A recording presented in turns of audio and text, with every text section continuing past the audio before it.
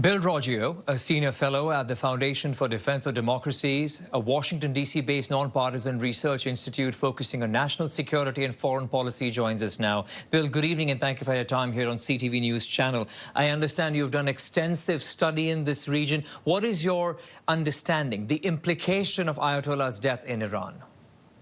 Good evening, and thanks for having me on.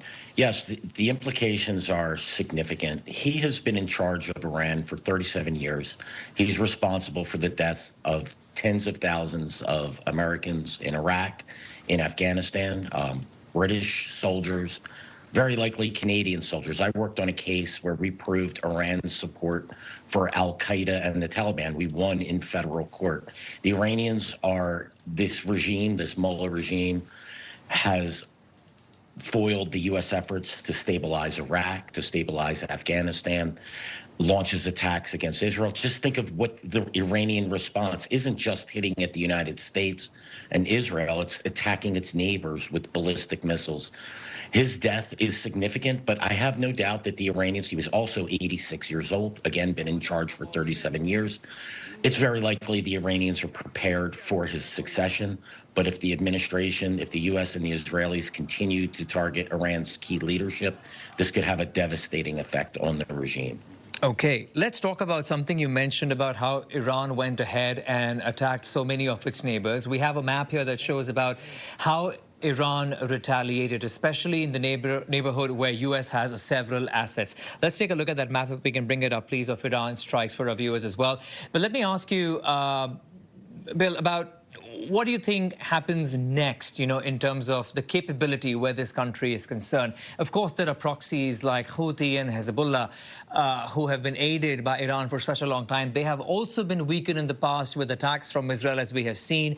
But do you think that they will join this fight, this war? Can they still fight back? And the possibility of shutting down the Red Sea, the shipping routes there? Yeah, the Houthis pose a significant threat to the Red Sea. We saw that play out over the last several years. The militias, there are these so-called axis of resistance for Iran. They are going to be angry about what happened, but many of these militias, particularly Lebanese Hezbollah, they're in a rebuilding process. The Israelis hit them very hard. The U.S. hit the Houthis, and the Israelis hit the Houthis hard during its campaign as well. But you have to keep in mind that these groups, they may be down, but they're not out. I don't think they're going to launch attacks in the region just because the U.S. and Israel are striking Iran. They very likely will respond if they feel that the Iranian regime itself is threatened, if it's not able to survive these strikes. If they believe, and if the Iranians advise them that striking against, striking at U.S., Israeli, and other interests throughout the region, the Houthis shutting down the shipping, they will do that if they believe the Iranian regime is in peril. So I believe they're in standby mode. We haven't seen any major attacks. I haven't even seen any minor attacks from Hezbollah. Hezbollah has been very quiet. The Houthis have been quiet. The Iraqi militias have been quiet. But these are certainly arrows in the quiver of Iran. And these groups in themselves are responsible for the death of hundreds, if not thousands, of Americans and others throughout the region. These are Iran's key proxies. They are very deadly organizations. We should not rule them. They may be down, but they're not out, and we should not underestimate them.